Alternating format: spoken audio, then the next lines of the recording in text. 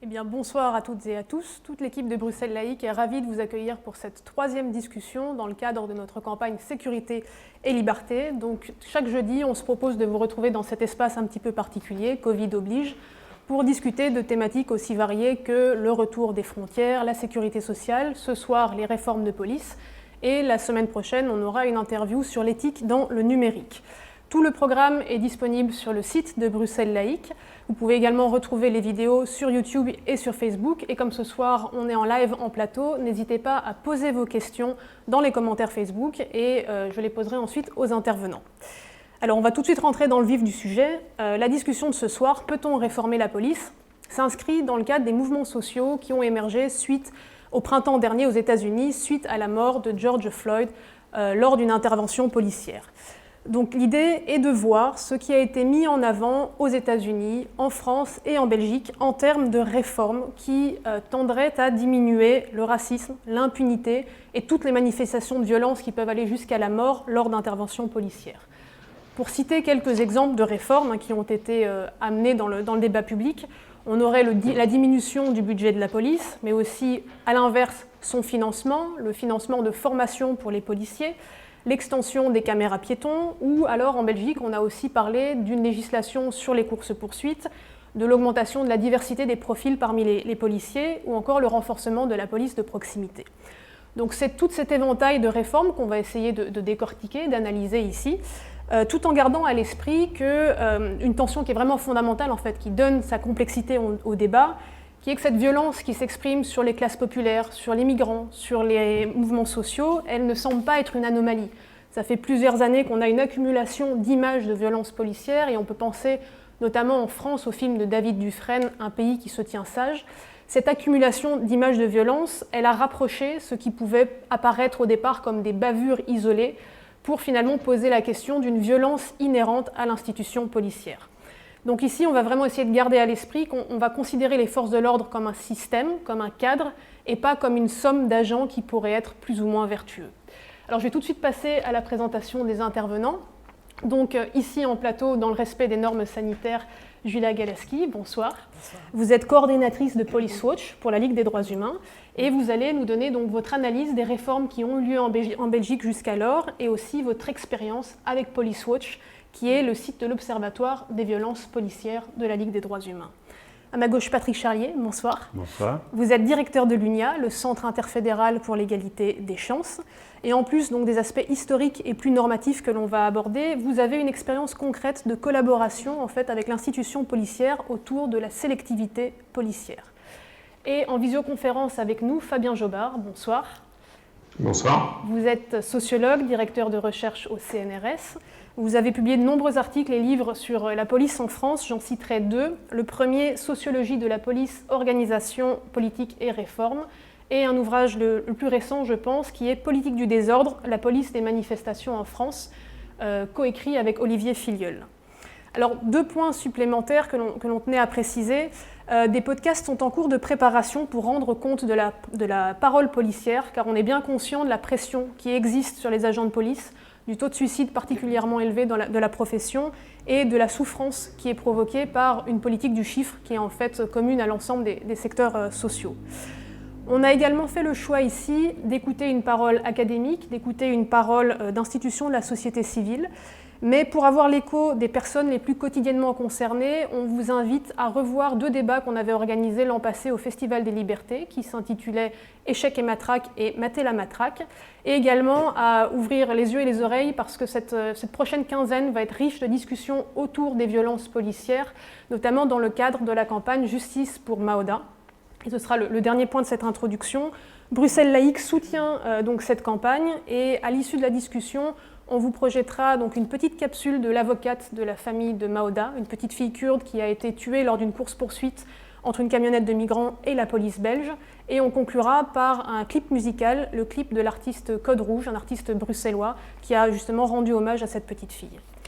Donc sans plus attendre, on va entamer notre discussion. Elle s'organise en trois thématiques. La première thématique sera une sorte d'état des lieux de la fonction de la police.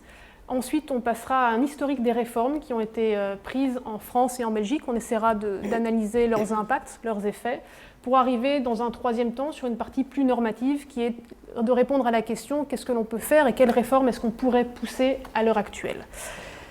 Alors pour aborder cette première thématique sur la fonction de police, l'idée est de répondre à une question assez générale mais fondamentale qui est est-ce que la répression dans les quartiers populaires sur les mouvements sociaux est une affaire de déviance ou au contraire relève de la nature même de l'institution policière ? La réponse à cette question est fondamentale parce qu'elle va vraiment conditionner le type de réformes qui vont être mises en avant et que l'on souhaiterait stratégiquement pousser. Alors pour répondre à cette question, je me tourne d'abord vers vous, Fabien Jobard. Selon vous, comment est-ce que la fonction de police est née et à quels besoins est-ce qu'elle répondait et est-ce qu'elle répond aujourd'hui ? Je remercie de me convier à vos débats qui sont connus ici en France, puisque je sais que David Dufresne, qui est le réalisateur du film Un pays chrétien sage, que vous avez évoqué, est venu chez vous, je crois, présenter le film il y a quelques semaines. Et donc je me réjouis de lui succéder ici. Alors vous me posez une question très vaste et je me donnerai que quelques minutes pour répondre, sans quoi je risque d'occuper la soirée, voire la nuit, et d'entraîner l'épuisement des forces en présence. Alors en fait, la police, elle a très intimement partie liée avec la ville. La police a été instituée dans des endroits où le contrôle social n'est plus possible, parce que les gens ne se connaissent plus. La police est une fonction qui est ordinairement assurée par la famille, les voisins, les connaissances. Au village, on vit dans un milieu d'interconnaissance. Lorsque les villes se développent, on ne connaît plus les concitoyens. Et donc, on essaye de faire en sorte de confier le rôle de surveiller qui entre en ville, surveiller qui s'y maintient, surveiller qui s'y déplace, à des forces spécialisées. Et ces forces-là sont d'abord ce qu'on appelle en français des milices bourgeoises, militia. On appelle ça en anglais des posses. Ça va donner lieu à un détournement par les rappeurs en Amérique du Nord, aux États-Unis. Et ces forces sont des forces sont des forces citoyennes qui opèrent les fonctions de surveillance. Et puis, comme sont des forces... Et alors, on confie ces fonctions de surveillance à des notables de la ville, des bourgeois établis. Des gens qui d'ailleurs sont souvent en position, et ils sont rares, de payer les impôts. Alors, ça les ennuie profondément d'exercer ce type de tâches, qu'on leur demande d'exercer ces tâches-là de nuit. Et donc, petit à petit, ils vont donner de l'argent à des plus jeunes, ça leur fait un peu d'argent de poche pour que ces plus jeunes s'acquittent de ces tâches. Et puis, avec la croissance de la ville, avec le fait que ces plus jeunes agissent de manière un peu contrôlée, on va finalement professionnaliser cette fonction et donner naissance, depuis du 19e siècle, à des forces de police différenciées, instituées, professionnalisées. Tout au long du 19e siècle, ces forces de police-là vont être issues de l'armée. Ce sont en fait d'anciens personnels de l'armée que l'on va employer à ces tâches, et ça explique d'ailleurs la duplication qu'on a de l'armée à la police, par exemple dans les grades, dans l'organisation, dans la centralisation, dans l'équipement aussi. Un équipement qui va rendre très difficile une doctrine de la réponse graduée, puisque en gros, on équipe les armées avec le recyclage, on équipe les polices avec le recyclage des stocks militaires. C'est ce qui se passe aujourd'hui très fréquemment aux États-Unis, par exemple. Et petit à petit, dans la deuxième moitié du 19e siècle, on commence véritablement à civiliser, discipliner les polices, notamment en investissant la formation au contact avec les citoyens, la formation à la civilité. D'ailleurs, on dit souvent que police, P-O-L-I-C-E, a à voir avec police, P-O-L-I-S, qui est le terme grec pour désigner la ville. Et vous voyez que je n'ai parlé que de ville. Hein. La police, elle est inutile au village, d'une certaine manière. Mais en fait, la police a aussi à voir, dans son étymologie, avec la politesse, avec la civilité, avec la nécessité de maintenir un lien civil avec les populations. Et ça, c'est une nécessité que l'on travaille, très fortement influencée par la police anglaise et l'image qu'elle se donne dans le monde entier. On travaille cette civilité à partir de la deuxième moitié du 19e siècle, à partir du début du 20e siècle.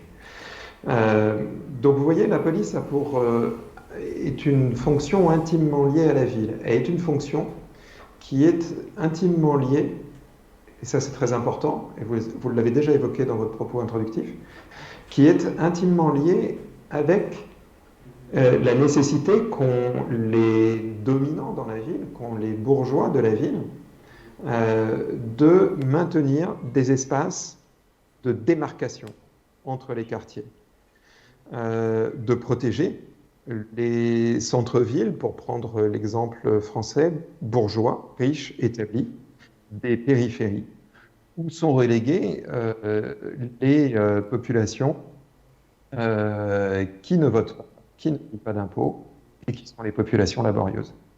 Et ça, très strictement, la police a pour fonction, en France, en Angleterre, dans les villes nord-américaines, aux États-Unis, au Canada, de maintenir très strictement cette démarcation entre quartiers riches et quartiers pauvres. Et ce que vous évoquiez tout à l'heure en parlant des quartiers populaires, c'est quelque chose qui est au cœur de la fonction policière dès le 19e siècle. Et qui rend difficile d'ailleurs d'imaginer une police qui ait une autre fonction que celle de maintenir cette démarcation. Alors je me permets de vous interrompre à ce niveau-là. Est-ce que, en plus de cette démarcation entre on va dire, ville bourgeoise, quartier bourgeois et quartier populaire que vous évoquez, est-ce qu'à l'heure actuelle, vous observez une diversification des fonctions de la police? J'aurais voulu vous faire rebondir en fait sur un propos de Alex Vitale, qui est donc un sociologue américain, et qui lui déclare « Il faut repenser la manière dont les défaillances sociales deviennent des problèmes à résoudre par la police ». Donc il part du cas américain, et là il évoque surtout le fait que la gestion des usagers de la drogue, le fait que les écoles, le fait que la santé mentale soient devenus des secteurs sociaux qui ont été investis par la police, en fait, dont l'État s'est complètement retiré et qui ont été criminalisés. Est-ce que vous observez une évolution semblable en Europe ? Alors, je répondrai de deux manières à votre question, en espérant que vous n'ayez pas le retour. J'ai le retour de mon propre son là dans ce que j'entends, mais en tout cas, ça ne m'empêchera pas de répondre de deux manières à votre question. La première, c'est quand vous évoquez la diversification des missions de police, en fait, je ne pense pas en premier lieu à ce que Alex Vitale évoque. Mais je vais y revenir. Moi, ce que j'observe depuis le début des années 90 dans la diversification des missions de police, c'est que l'on demande plus qu'avant à la police de faire autre chose que du contrôle de la délinquance de voie publique. Par exemple, on demande aujourd'hui à la police d'intervenir dans le cercle privé, de s'occuper de violences domestiques, en particulier de s'occuper de violences conjugales, et de s'occuper même d'agressions sexuelles, qui sont pour la plupart des agressions commises à l'intérieur des domiciles et des lieux privés. Et ça, c'est tout nouveau pour la police. Et d'ailleurs, lorsque je dis « on lui demande », c'est à la fois l'État qui lui demande ça, en particulier la justice. La justice est l'une des autorités qui commande à la police, mais c'est aussi la société. La société lui demande énormément à la police d'investir ces domaines-là. Par exemple, depuis le mouvement MeToo, mais enfin ce mouvement MeToo, il a une histoire, une préhistoire, depuis le durcissement des législations pénales à l'encontre de la délinquance sexuelle. Et de ce point de vue, la Belgique ne déroge pas à cette évolution qu'on observe bien en Europe. Et ça, c'est une révolution pour une institution qui a à ce point partie liée avec le bitume des villes. pour des policiers, faire autre chose que patrouiller à pied ou en véhicule dans des espaces urbains, c'est tout à fait incongru. Dans les années 60, ça ne se faisait pas. Et dans les années 60, l'autorité à l'intérieur de la sphère domestique, c'est le pater familias. Il n'y en avait pas d'autre. Et il exerçait cette autorité, en gros, avec tous les moyens qui lui paraissaient bons pour l'exercer. Donc ça, c'est un premier domaine de la diversification des métiers policiers. Il y a d'autres espaces dans lesquels la police pénètre très difficilement, et d'ailleurs dans lesquels on lui demande très très peu de pénétrer. Ce sont les espaces économiques, par exemple les espaces bancaires et financiers. Là, la répression de la délinquance économique et financière, elle a pris aussi une importance très grande à partir des années 80-90, mais on la confie à des autorités qui ne sont pas des autorités policières. Les policiers ont très peu de moyens là-dessus. On la confie aux banques, pour l'essentiel. Et ça pose évidemment plein de problèmes. Alors, parallèlement à ça, mais c'est un point qu'il ne faut pas oublier, hein, parallèlement à ça, Alex Vitale, il a raison de dire que au fil des 30 dernières années, on a de plus en plus considéré les problèmes sociaux comme étant des problèmes de sécurité et des problèmes policiers. Et on demande aujourd'hui, il le dit, il a raison de le dire, à la police d'intervenir pour régler les problèmes de la civilité quotidienne, des problèmes d'occupation de la voie publique. Je formule ça avec des termes très français, mais j'imagine qu'on voit bien ce dont il s'agit, c'est-à-dire des jeunes qui vagabondent sur l'espace public. Vous avez évoqué les usagers de drogue, on peut évoquer donc les rassemblements de jeunes, les rassemblements festifs, les rassemblements à la sortie des établissements scolaires, mais aussi tous les problèmes de contact entre les gens dans les espaces à forte densité urbaine, comme le métro, le bus, à Paris le RER, les trains de banlieue, etc. Bon. En fait, ce qui se passe, c'est que on a eu un surinvestissement du pénal et du répressif à partir des années 90 en Europe. Et parallèlement, on a de moins en moins financé le travail social. Le travail d'accompagnement social. Ce qu'on appelle en France les éducateurs spécialisés, les éducateurs de rue, tout le secteur du travail social. Et on demande à la police de plus en plus de faire du travail social. Et vous voyez bien comment les policiers résistent, notamment par la voix de leurs organisations professionnelles, les syndicats, qui ne cessent de répéter qu'il faut faire en sorte que la police reste concentrée sur son cœur de métier, sans qu'on sache vraiment d'ailleurs en quoi consiste son cœur de métier.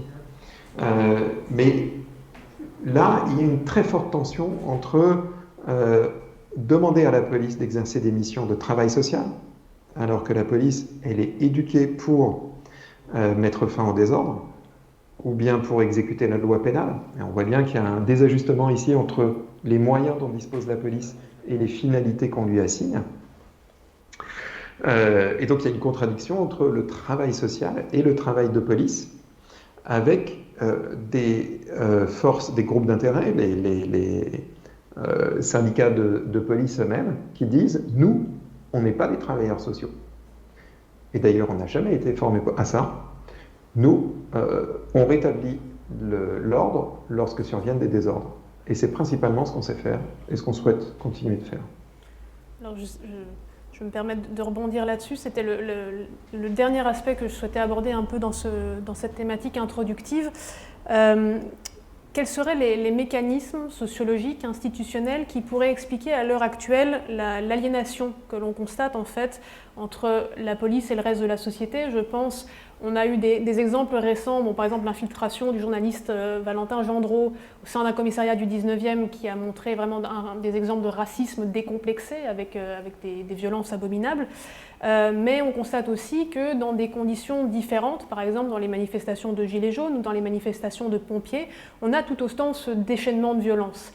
Qu'est-ce qui explique qu'il y ait justement cette séparation en fait, du corps policier à l'heure actuelle d'avec le reste de la société ? ou du moins ce qui en donne l'impression. Alors vous avez raison de souligner que beaucoup d'images donnent cette impression. Si vous interrogez les gens, par exemple au moyen de sondages d'opinion, vous serez peut-être surprise de constater que même les Français ont, dans leur grande majorité, une opinion favorable de la police. Alors que les Français, généralement, ils n'ont pas une opinion favorable de grand-chose. Les Français, ils n'ont pas une opinion favorable de la politique, ils n'ont pas une opinion favorable du gouvernement, ils n'ont pas une opinion favorable du Parlement, ils n'ont vraiment pas du tout une opinion favorable de la justice, et ils n'ont pas non plus une opinion favorable des médias. Mais ils ont une opinion favorable de la police. Donc ça, c'est quand même une donnée fondamentale qu'il faut garder à l'esprit. Parce que souvent, je lis que la police... il y a une crise de confiance entre la police et la population, mais je ne sais pas de quelle population on parle. Alors, si on regarde les chiffres de cette confiance de plus près, il y a effectivement des choses qui peuvent interpeller. Par exemple, par rapport à l'Allemagne ou l'Angleterre, le taux de confiance des Français, tout positif qu'il soit, reste bien inférieur. On est à 60%, peut-être 2/3. En Allemagne ou en Grande-Bretagne, c'est plus de 80%. En Allemagne, ça tourne autour de 90%. Ça fait quand même 20-25 points de différence, c'est quand même pas négligeable. Et puis surtout, lorsqu'on demande aux Français s'ils pensent que la police traite toutes les catégories de population de manière équitable, un bon tiers des Français pensent que non, la police ne traite pas les gens de manière équitable. Mais on ne sait jamais dans ces sondages si ceux qui pensent que la police ne traite pas les gens de manière équitable ont une perception positive ou une perception négative de la police. Et je veux dire par là, de manière un peu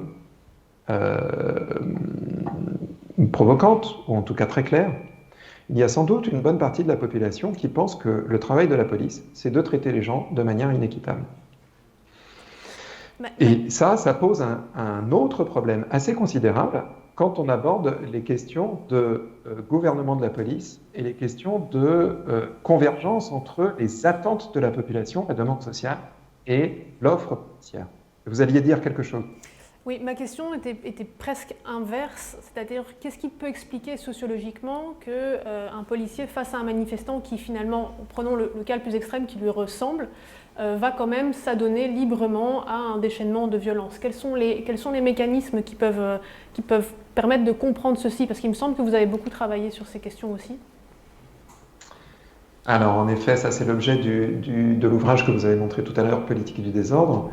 On a travaillé sur cette question avec Olivier Filial. Mais encore une fois, l'action des policiers, c'est-à-dire ce qu'ils font, est une question différente de la réception de la police, la perception de la police par la population et les attentes que la population formule à l'égard de la police. C'est très important.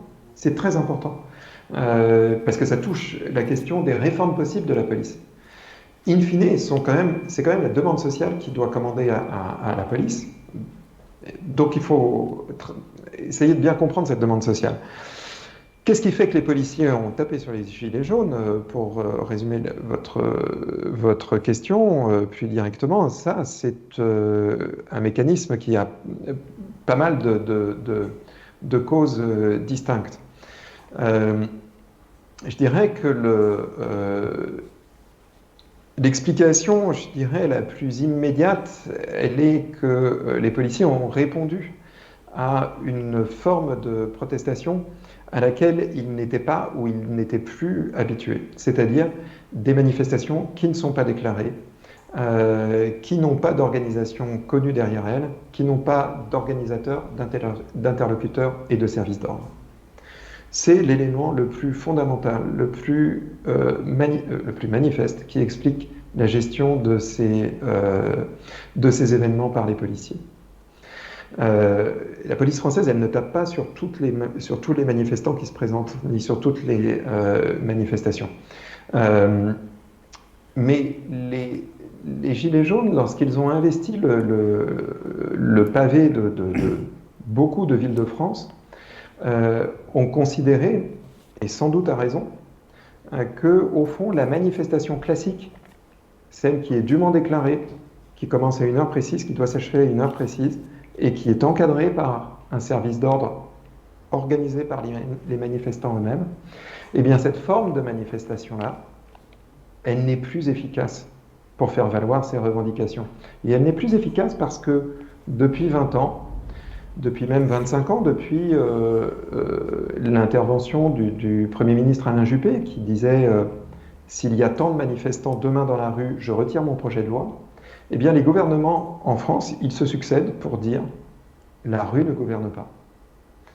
Et donc, quel que soit le nombre de manifestants qu'il y aura dans la rue, nous ne retirerons pas notre projet. Et au fond, les Gilets jaunes ont pris acte de cette position et ont cherché des moyens non conventionnels de manifester et ont rencontré en face d'eux, avant tout, pour première réponse, la force policière. Je vais me permettre d'adresser la même question donc à Patrick Charlier et Julia Galeski. Est-ce que vous constatez en Belgique ce que Fabien Jobard décrit, en fait, ce dépassement des forces de police? On a eu un mouvement des Gilets jaunes ici en Belgique qui a aussi été réprimé. Est-ce que vous constatez une sorte de séparation, d'aliénation, de capacité à taper en fait, sur celui qui pourrait être son voisin, ou est-ce qu'il y a encore une certaine homogénéité, une certaine communauté d'esprit? Je ne sais pas qui veut se lancer. Oui, c'est vrai qu'il y a l'exemple des Gilets jaunes en Belgique, il y a l'exemple d'Extinction Rébellion, il y a plus récemment aussi l'exemple de la manif de la santé en lutte, où là, par exemple, c'est un contre-exemple peut-être à donner, où il y avait un organisateur qui était tout à fait identifié, où l'accord a été complètement respecté et où il y a des débordements très inquiétants par la suite, et où la question est tout à fait pertinente sur effectivement cette rupture quelque part entre pardon, je m'entends tout d'un coup très fort, entre le corps policier et le corps, et la mobilisation sociale. Et qu'est-ce qui l'explique selon vous? C'est une vaste question. Je pense que dans ce cas précis, on se situe aussi dans le contexte inédit de la pandémie, où il y a eu énormément de nouvelles mesures, essentiellement répressives. Donc ça rejoint aussi ce que vous dites sur un glissement peut-être aussi à la fois d'un élargissement des compétences de la police, mais aussi d'un désinvestissement des secteurs sociaux, où la réponse à la pandémie a été finalement très uniforme, alors que en fonction des quartiers, les réalités face au confinement, par exemple, ou face aux amendes n'étaient pas du tout les mêmes. Et on demandait aux policiers d'appliquer des mesures qui pouvaient être aussi très contradictoires d'une semaine ou d'un mois à l'autre, avec notamment un rôle de pédagogue qui n'est pas le leur à la base. Et donc je pense que la rupture se situe peut-être aussi là, quand on demande à la police d'investir un rôle social qui n'est pas le sien, et quand il y a un vide finalement qui se crée par le désinvestissement des secteurs sociaux par l'État. Fabien Jobard. Voilà, tout à fait. À ce moment-là, je pense que cette tension entre le corps policier et les citoyens s'explique aussi par ça. Si je peux réagir notamment et de faire le lien avec ce que M. Jobard a dit. À Bruxelles, il y a chaque année plus de 400 manifestations par an. C'est une des villes liées à la présence de l'Union européenne, de l'OTAN, d'institutions diverses. Il y a énormément de manifestations. La plupart d'entre elles se passent bien ou très bien et sont encadrées et sont organisées comme il l'indique. Mais quand vous indiquiez, par exemple, Extinction Rébellion, qui se voulait une manifestation non violente, mais là où ils ont été en rupture, un petit peu comme on expliquait pour les Gilets jaunes, c'est qu'ils ont voulu faire cette manifestation dans ce qu'on appelle la zone neutre. Et donc ils étaient en rupture par rapport à un code, en disant il y a des lieux pour manifester, il y a des lieux où on ne manifeste pas. Et eux ont proposé une manifestation non violente, mais dans un lieu interdit, devant le Palais Royal. Ils voulaient même rentrer dans les... Et c'est ça qui a généré, à un certain moment, une réaction, une violence. L'autre chose, c'est que la manière dont les services de police sont amenés à gérer les manifestations peut être très différente de l'une ou l'autre. Et ça, c'est un choix qui se fait en matière d'organisation des services de police. Et on sait que dans la police de Bruxelles, il y a des personnes dont on sait qu'ils vont être dans une position de force. Force doit rester à la loi et donc vont commencer à rentrer dans une forme d'escalade. À côté de ça, il y a d'autres manifestations où la police va faire profil bas et va laisser les choses s'organiser. Il y a eu un exemple assez récent d'une manifestation pour protester contre les violences policières et le chef de zone a donné instruction à ses policiers d'être invisibles. Les autres chefs de zone l'ont regardé et lui ont dit « mais tu es fou, il faut sortir les Robocop parce qu'une manifestation contre les violences policières va être en soi violente », ce qui n'a pas du tout été démontré. Et donc il y a un choix stratégique, un choix de vision de comment est-ce qu'on est présent ou pas, on est visible ou pas, qui va générer à un certain moment des violences ou permettre à une manifestation de s'exprimer. Merci beaucoup. Je vous propose, comme on est malheureusement limité par le temps, de passer à la deuxième thématique qu'on voulait aborder là, qui est de faire un bref historique des réformes qui ont été prises en France et en Belgique. Donc là, on parle des réformes qui tendent à minimiser, ou à diminuer, on ne va pas minimiser, l'expression du racisme, des violences, des actes qui peuvent déboucher même sur des crimes lors d'interventions policières. Donc c'est vraiment de ces réformes-là que l'on parle, moins des réformes organisationnelles qu'on a pu avoir en Belgique, notamment au moment de l'affaire Dutroux. Je vais peut-être me retourner vers vous, Julia Galeski. Pour vous, quelles sont les réformes qui ont été mises en place jusqu'à aujourd'hui ? Est-ce qu'elles ont été efficaces ? Comment est-ce que vous définiriez cette efficacité ? Est-ce que ce sont des réformes qui arrivent à s'inscrire dans la durée ? Comment est-ce qu'on mesure leurs impacts ? Quelle est votre analyse là-dessus ? De manière générale, il n'y a pas eu une réforme de la police dont l'objectif a été de répondre aux problématiques de violence policière. Après, il y a la loi de 92, la loi de la fonction de la police, qui encadre l'usage de la force, donc avec les 3 principes fondamentaux auxquels on se réfère jusqu'à aujourd'hui, qui sont les principes de proportionnalité, de nécessité et de légitimité. Ensuite, mais bon, en sachant que là, c'est une loi qui fait référence à des principes démocratiques, mais qui reste une loi qui est très technique et où la marge d'interprétation reste aussi très large. Et ensuite, en termes de réforme de la police, il y a effectivement la réforme de 98 suite à l'affaire Dutroux, qui a, même si là encore, c'était pas l'objectif, n'était pas de combattre les violences policières ni l'impunité, c'est quand même la réforme qui a aussi marqué la création du comité P, donc qui est l'organe de contrôle interne des services de police. Qui a le mérite d'exister, dont les compétences ont été élargies avec le temps, mais qui encore jusqu'à aujourd'hui n'est pas un organe indépendant. Donc là, on touche aussi déjà à une première limite des choses qui ont pu être mises en place ces dernières années.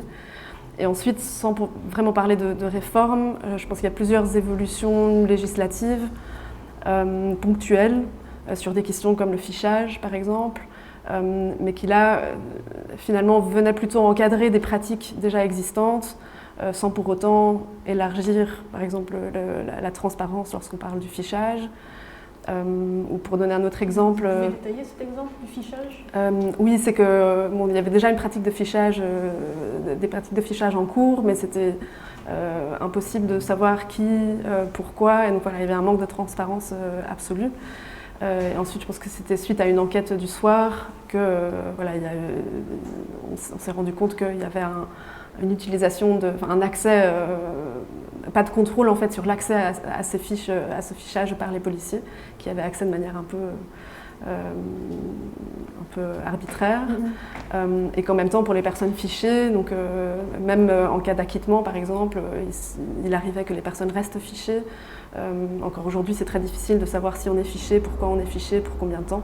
Donc voilà, toutes ces questions de transparence qui finalement par la loi BNG, donc qui vient encadrer cette question de fichage, n'a pas été résolue, même si la loi vient encadrer une pratique et en soi est donc une avancée. Donc c'est toujours on a un peu à double tranchant avec ces évolutions législatives. Et voilà, il y a la question aussi de l'identification des policiers, qui est une obligation d'après la Cour européenne des droits de l'homme.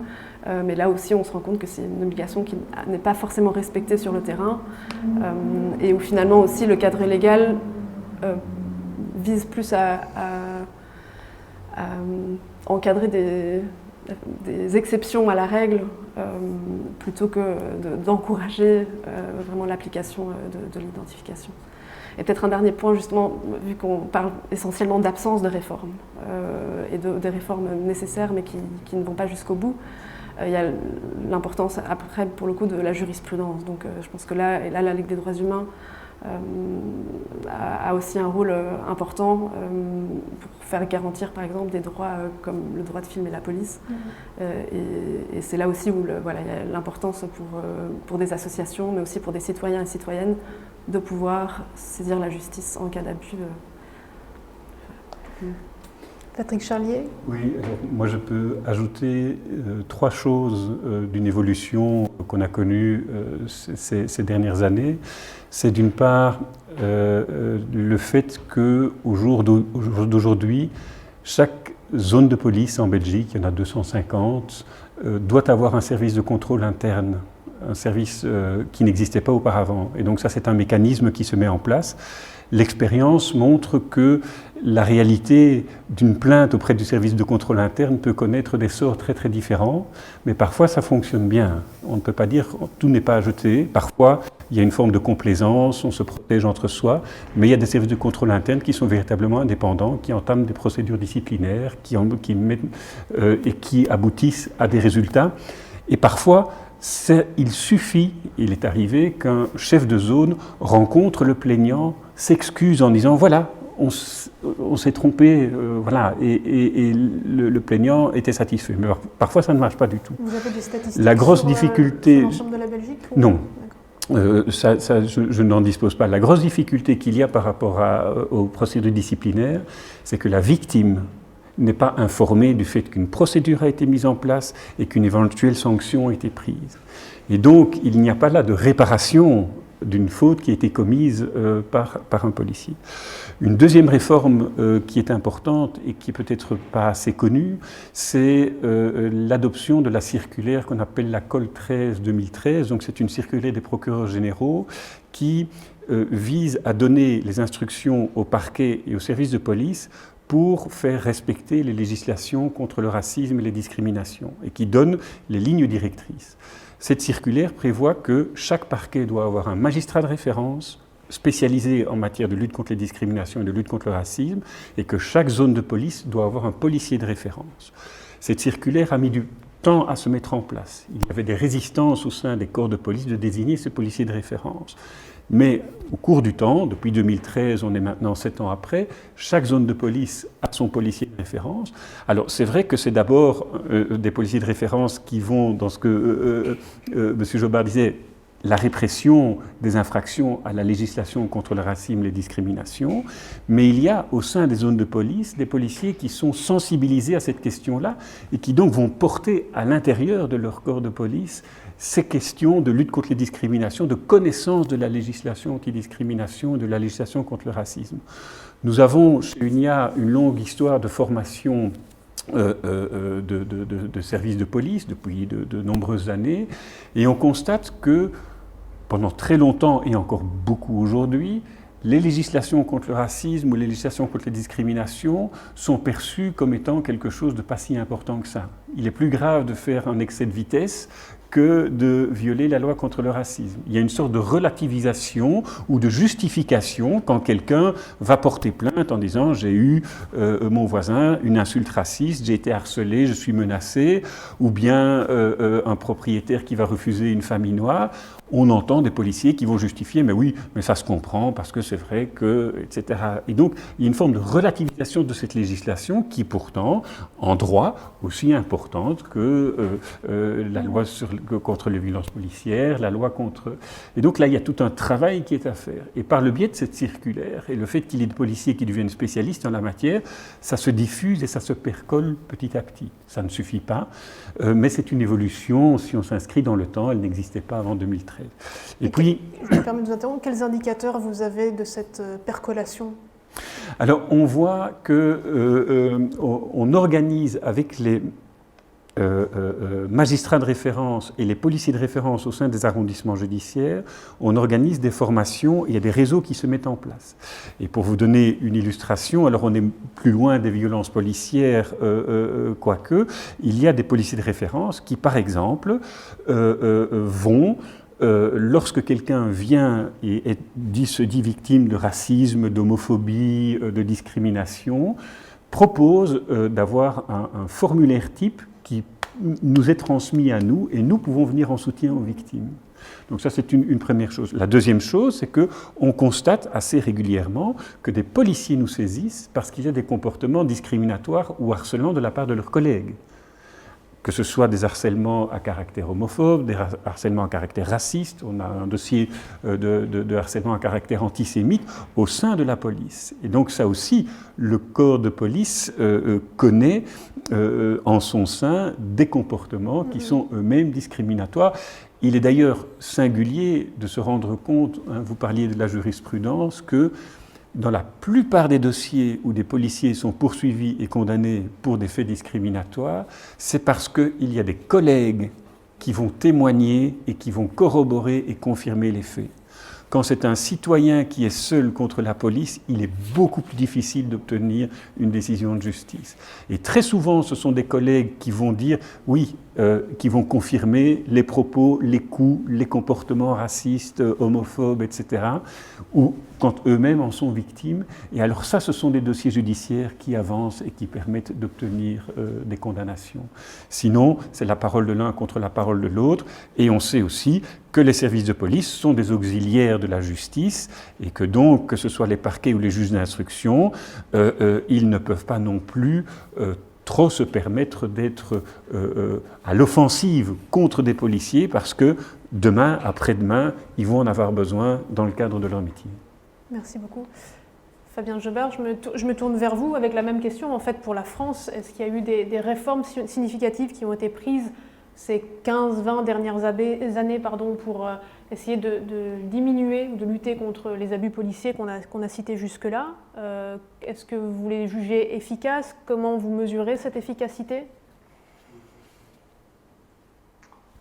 Alors en fait, il y a eu une vague de réformes qui a visé la police française pour faire en sorte que ces comportements soient plus conformes aux attentes formulées, par exemple, par le Conseil de l'Europe ou l'ONU ou la Ligue des droits de l'homme en France ou la Commission nationale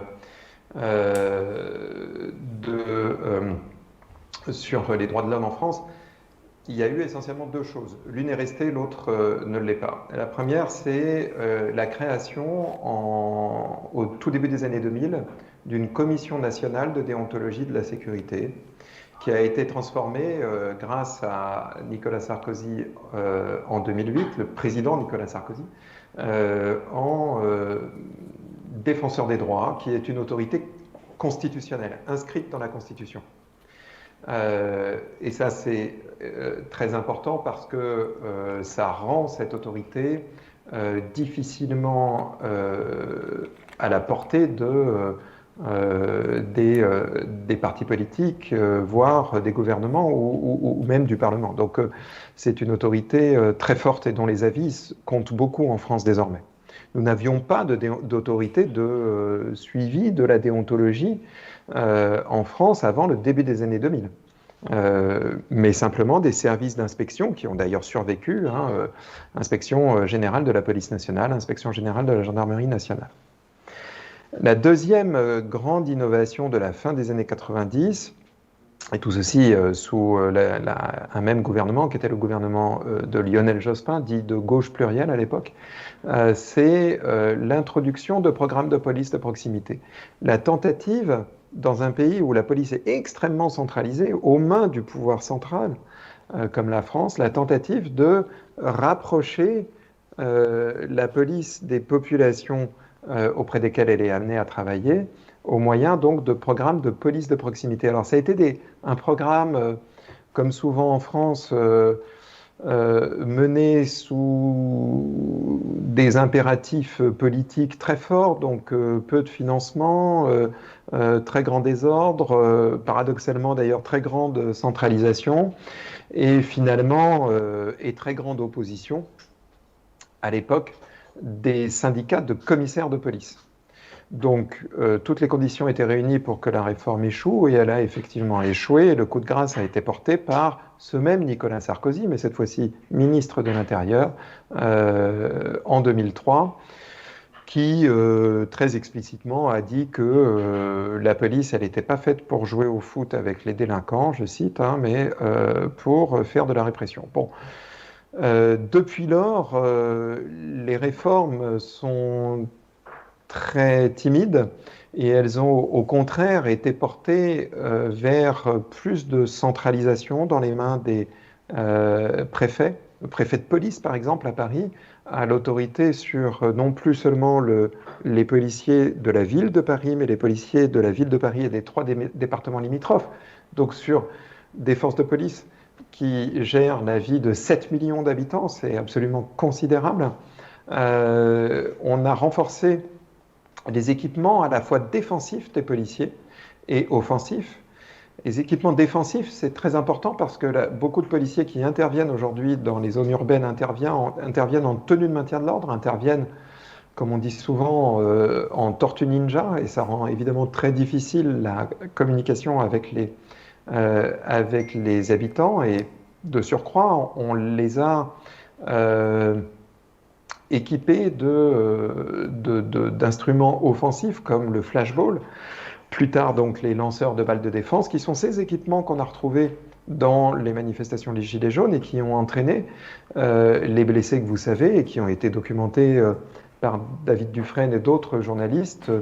25 blessés, 25 personnes ont perdu un œil au cours de ces manifestations. Et il ne faut pas oublier qu'une trentaine de personnes avaient déjà été pareillement mutilées avant le début des manifestations Gilets jaunes. Et ces personnes-là sont essentiellement des jeunes qui ont été visés par des interventions de police dans les banlieues des grandes agglomérations françaises.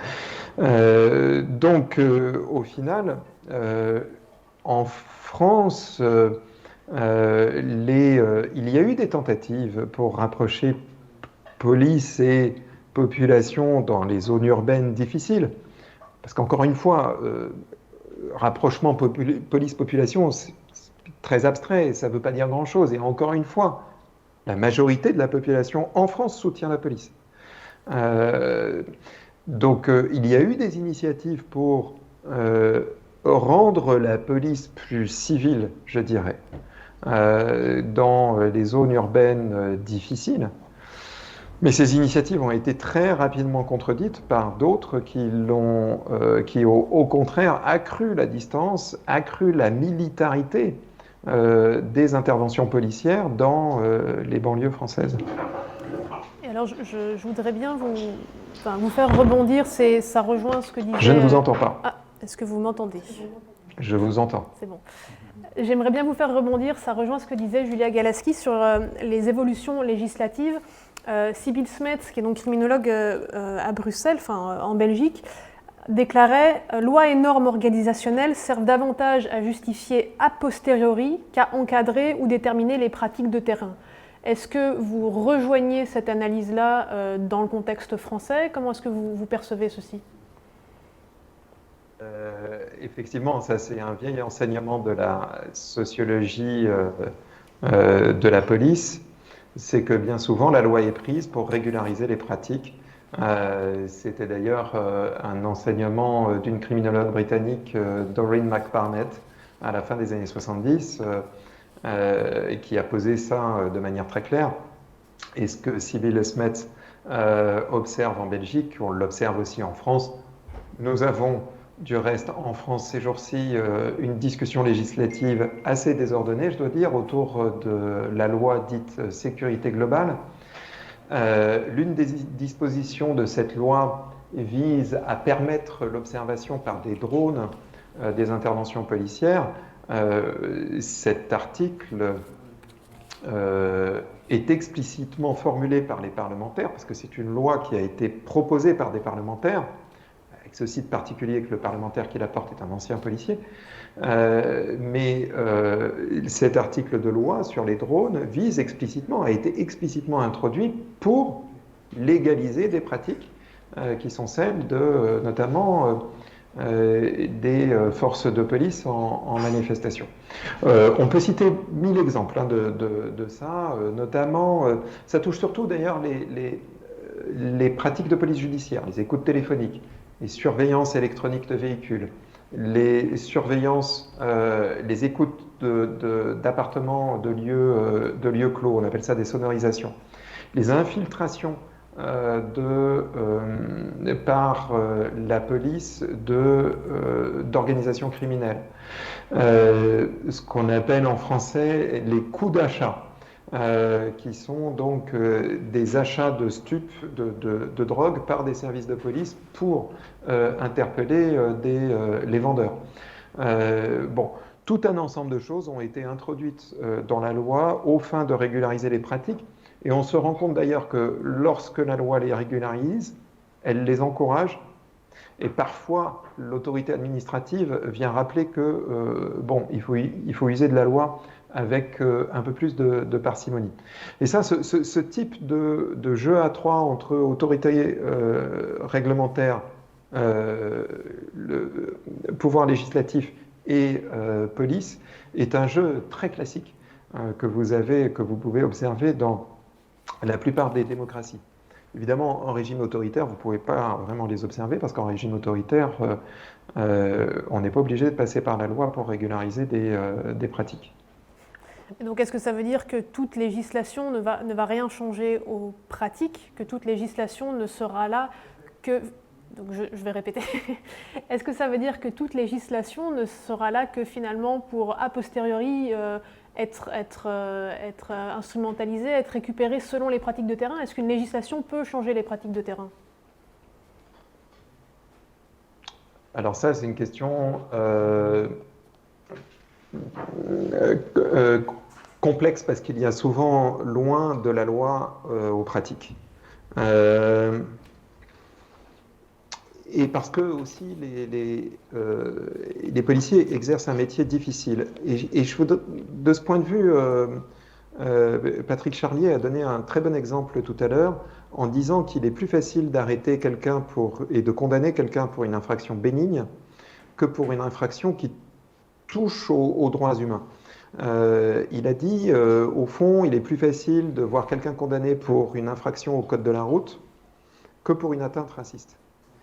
Et il a raison de le dire, et c'est ce qu'on observe tout à fait. Et d'ailleurs, vous avez actuellement à l'Université libre de Bruxelles un chercheur français qui travaille sur ces questions-là, Abdelali Hidjat.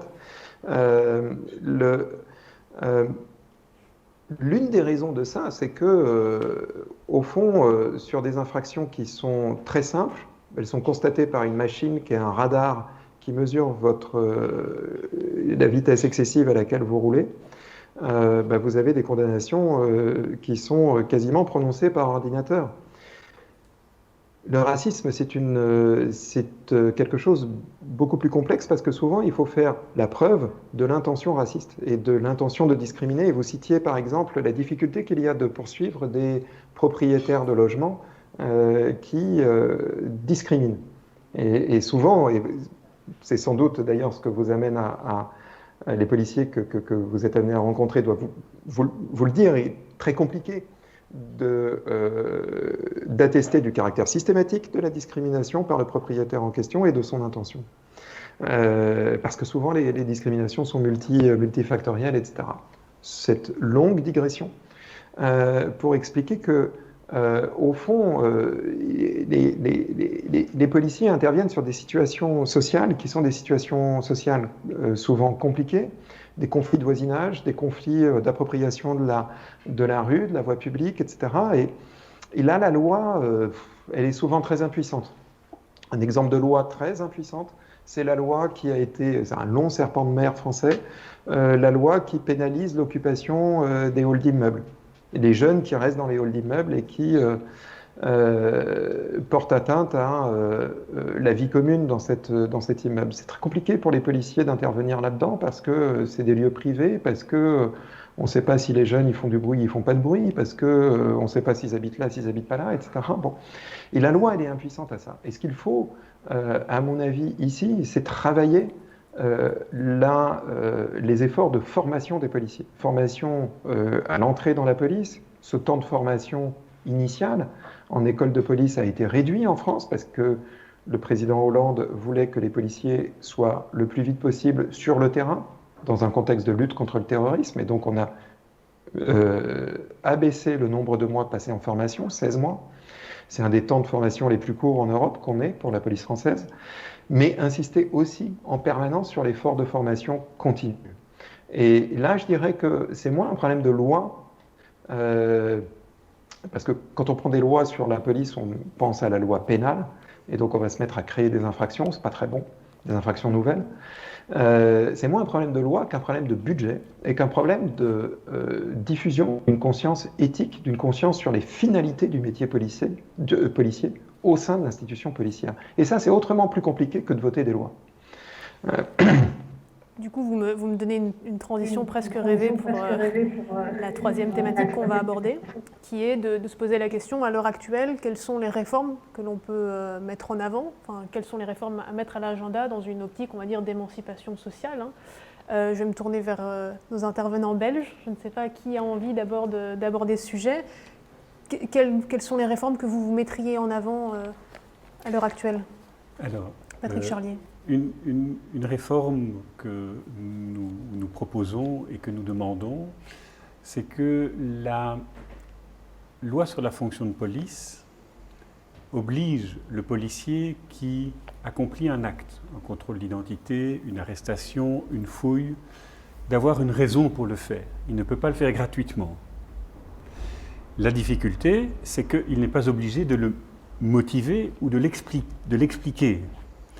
Et en dehors de situations d'urgence, nous estimons que cette obligation de pouvoir motiver ou expliquer son intervention serait de nature à la faire plus acceptée et probablement à réguler les excès de ces pratiques-là. Et je voudrais aussi rebondir sur ce que M. Jobard disait, le travail policier est difficile. Pourquoi ? Parce que le policier a des pouvoirs, a un mandat que vous, que moi, que vous n'avez pas. Il peut demander l'identité de quelqu'un, il peut arrêter, il peut fouiller, il peut le mettre au cachot dans les conditions qui sont prévues. Et ce sont chaque fois des actions qui vont toucher un droit fondamental. La liberté d'aller et venir, le respect de l'intimité de la vie privée, si on saisit quelque chose, le droit de propriété. Et ça veut dire que si l'intervention n'est pas motivée, on va tout de suite parler d'une violation d'un droit humain. Et c'est ça qui rend le métier difficile. Si moi, dans mon métier, je ne respecte pas des règles, je ne vais pas nécessairement, ou ipso facto, violer les droits de quelqu'un. Le policier, oui. Et donc, il est toujours sur la ligne de crête. Et nous estimons que de devoir ou pouvoir, pour le policier, justifier de son intervention, alors maintenant, il peut le faire, mais il n'est pas obligé de le faire. Et donc ça dépend de la politique qui est menée par le chef de zone. Si le chef de zone, si le responsable vient dire « c'est dans notre intérêt, c'est dans votre intérêt de la société d'expliquer votre intervention parce que ça va faciliter votre travail », c'est une chose. Mais comme il n'y a pas d'obligation de le faire. Et donc ça, c'est une réforme que nous proposons de motiver l'intervention qui est faite lorsqu'on s'adresse à un citoyen. Donc avant intervention. Au moment de l'intervention, en entamant l'intervention, oui, absolument. D'accord. Julia Galeski, est-ce que... Ce que la Ligue demande également, lorsqu'on parle par exemple des récépissés des contrôles d'identité, donc effectivement que la personne dont on contrôle l'identité reçoive sur papier une trace des raisons, une manière d'identifier l'agent, qui puisse notamment empêcher qu'il y ait des contrôles d'identité répétées sur une même personne, dans la même journée, dans la même semaine, par les mêmes agents ou non, sans qu'il y ait de motif raisonnable. Donc effectivement, ça c'est pour rebondir là-dessus. Après, il y a des demandes de réforme très précises. Bon, la raison d'être de Police Watch, l'Observatoire des violences policières de la Ligue des droits humains, c'est qu'il n'y a pas de chiffres officiels du phénomène de violence policière.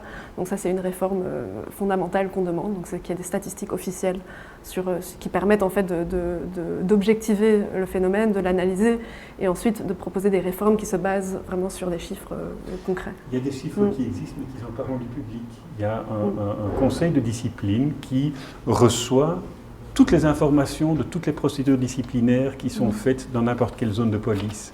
Ce conseil de discipline, qui est un conseil d'appel, remet un rapport au ministre de l'Intérieur qui peut choisir de le rendre public ou pas. Et le ministre de l'Intérieur ne le rend pas public. Et donc là, il y a des données chiffrées, il y a des informations sur l'ensemble des dossiers disciplinaires. Et il y a une difficulté. Moi, j'ai rencontré un responsable de conseil de discipline qui dit, d'une chambre de discipline, qui dit « Moi, on aimerait bien que ces données soient rendues publiques parce que ça permet d'avoir une connaissance de la réalité de tout ce qui relève du pouvoir disciplinaire policier en Belgique. » Il y a ça, et juste pour compléter, parce que c'est vrai qu'il y a la question des statistiques, mais il y a aussi la question de l'accessibilité des processus de plainte. Que les mécanismes de plainte soient accessibles et qu'ils soient également... en gros, c'est de combattre l'impunité de la police. Sans ce combat-là de l'impunité, le fait d'avoir des statistiques ne sera jamais... Mais alors, je vais rebondir sur la proposition que vous faites, donc fournir une raison avant d'intervenir pour la police. On a vu des exemples très récents, notamment une brigade qui est assez connue, qui s'appelle UNEUS, qui intervient dans le quartier de Saint-Gilles, qui se livre à des violences policières à répétition. Comment est-ce que vous metteriez ça en place dans le cas d'une brigade qui finalement ne se pose pas vraiment la question de constater une infraction, de demander les papiers avant de commettre des actes de violence ? S'il y a au moins une obligation de justifier son intervention, on peut faire l'hypothèse ou le pari que ça va diminuer les interventions qui sont abusives et qui sont excessives et qui sont répétées. Si je suis obligé de dire pourquoi je le fais et pas simplement de venir comme responsable, moi je suis en uniforme, je suis policier et donc la force est chez moi et vous n'avez qu'à exécuter quelque chose parce que je suis en situation de domination, ça va peut-être, on l'espère, pouvoir changer cette relation-là. L'autre chose qui est tout à fait singulière, c'est aussi alors, est-ce que c'est une réforme législative ou est-ce que c'est des réformes de culture au sein des services de police ? Il y a des services de police, comme la brigade UNEUS, qui vont faire du contrôle proactif. Ils vont envoyer les policiers sur le terrain pour aller contrôler le territoire, un petit peu dans l'historique qui a été donné tout à l'heure de manière très très claire par M. Jobard. Et puis il y a d'autres services de police qui ne travaillent que de manière réactive. Et puis qui vont faire de la police de proximité, du community policing, et qui vont être en relation, pas de contrôle, mais en relation avec les groupes, les populations, les organisations, pour connaître le terrain. Alors, ici sur Bruxelles, mais c'est probablement la même chose, je connais moins les situations en France, une des difficultés qu'il y a, c'est que les policiers qui rentrent dans les zones de police sont des jeunes policiers qui ne connaissent pas la ville. Il y a un turnover énorme. Les policiers qui sortent de l'école de police, ils commencent ici à Bruxelles, et puis dès qu'ils ont l'occasion, ils retournent en province, et il y a ce turnover, et donc ce sont des policiers qui ne connaissent pas la ville. On a des témoignages où, quand on fait un appel, ils ne connaissent pas les rues, ils doivent utiliser le GPS pour savoir où ils doivent intervenir. Il y a des policiers c'est des exceptions, mais c'est des choses qui sont arrivées, qui se sont perdus sur le territoire qu'ils sont censés, sur lequel ils doivent intervenir. Et donc cette méconnaissance du terrain, cette méconnaissance de la ville, cette méconnaissance de la sociologie de la ville, des relations, etc., fait que ça crée des tensions, des malentendus, ça crée peut-être aussi une peur du côté du policier, et la peur n'est jamais bonne conseillère dans ce cadre-là. Fabien Jobard, je me tourne vers vous pour le côté français. Alors, est-ce que formuler une raison avant intervention, on pourrait imaginer ça dans le cadre d'une manif des Gilets jaunes ou ça vous semble complètement déconnecté de ce que vous avez pu vivre en termes d'intensité, justement, de répression policière les dernières années? Dans le cadre des manifestations, les manifestations, c'est peut-être le cadre le plus approprié pour mettre en œuvre ce type de réforme. Parce qu'au moins, dans une manifestation, vous avez deux publics clairement identifiés, les manifestants d'un côté, et puis la presse, la société de manière plus générale. Donc l'autorité de police peut envoyer des messages.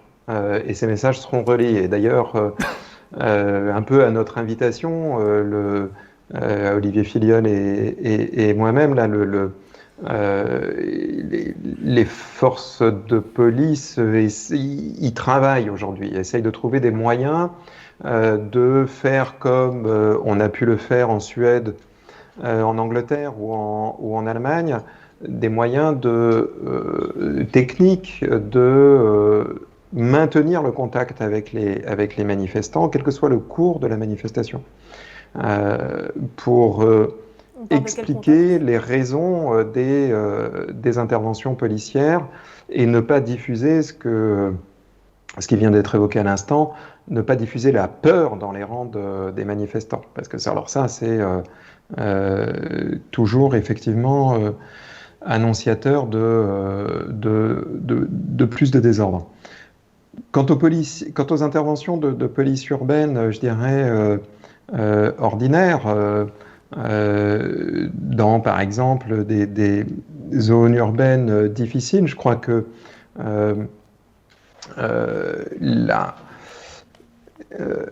cette idée selon laquelle lorsqu'on se porte au-devant de quelqu'un, on explique les raisons pour lesquelles on vient, par exemple, demander sa carte d'identité, demander son passeport, demander de justifier son identité par tout moyen, ça c'est une révolution pour la police française.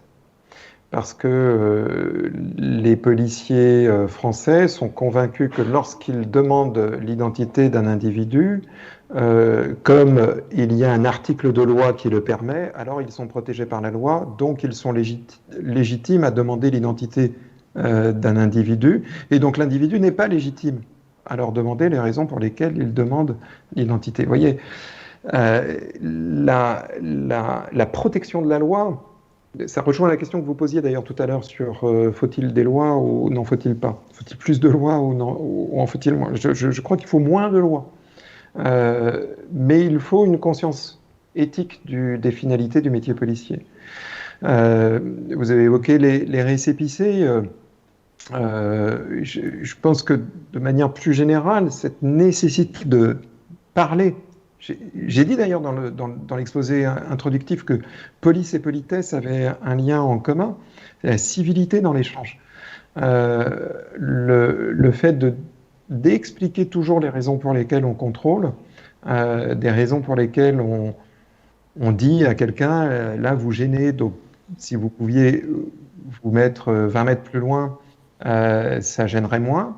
Et puis si vous ne le faites pas, là on sera obligé, nous, de vous mettre 20 mètres plus loin, mais on préférerait que vous vous mettiez tout seul 20 mètres plus loin sans qu'on ait à intervenir. Ça change radicalement la relation à la police. Et surtout, pas de loi. Surtout, faisons en sorte que le législateur ne se soucie pas de ce niveau-là d'intervention. Est-ce que ce n'est pas paradoxal par rapport à ce que vous expliquiez en début d'intervention? Donc là, vous parlez de conscience éthique du métier policier, alors que la fonction de police était justement de reléguer, de laisser au rang de la société des classes qui étaient indésirables. Du coup, comment est-ce que le policier va expliquer ça avant une intervention? Excusez-moi, vous êtes considéré comme indésirable, on va vous laisser de côté? Je me permets de poser la question franchement, parce que c'est cette tension-là qui existe au cours de ce débat dans les réformes de police. Absolument. Absolument. Je pense que l'une des manières de résoudre cette tension, c'est de faire en sorte que la coexistence des populations ensemble dans un même espace public, elle pose des problèmes. Et que ces problèmes, les policiers n'aient pas le monopole de leur résolution. Au fond, je dirais, il faut s'habituer à l'idée que lorsqu'un policier intervient, c'est qu'il est déjà trop tard. Et c'est pas faire injure au métier policier ou à la fonction policière que de dire ça. Il faut, je pense, moins de policiers et plus de travailleurs sociaux. De manière à ce que entre les populations là, qui posent problème ou qui sont supposées poser problème et les policiers, il y ait le plus d'interstices possible, le plus d'intervenants possibles qui du coup vont dédramatiser l'intervention policière et d'abord la rendre utile lorsqu'elle est strictement nécessaire. Vous voyez, votre question est provocante à souhait, elle est tout à fait pertinente. De toute façon, ce qu'on demande à la police, c'est un travail qui n'est pas agréable. C'est le travail d'intervenir au moment où la situation est critique. Il en est de même dans les espaces privés. J'ai insisté tout à l'heure sur les violences domestiques. Alors là, pour le coup, lorsque la police intervient, vous voyez bien qu'il est souvent déjà bien tard. Ça veut dire que les voisins ont déjà appelé. Ça veut dire que la personne qui est victime des coups ou de la violence a déjà appelé. Ça veut dire qu'il est trop tard. En tout cas, ça veut dire qu'il est très tard. Donc, ce qu'il faut, c'est, de même qu'il faut faire rentrer au domicile du conjoint violent, il faut faire rentrer des voisins, des cousins, des amis, des gens qui vont faire pacifier la situation, il faut faire revenir dans l'espace public, dans la rue, des gens dont c'était le métier dans les années 70 et 80.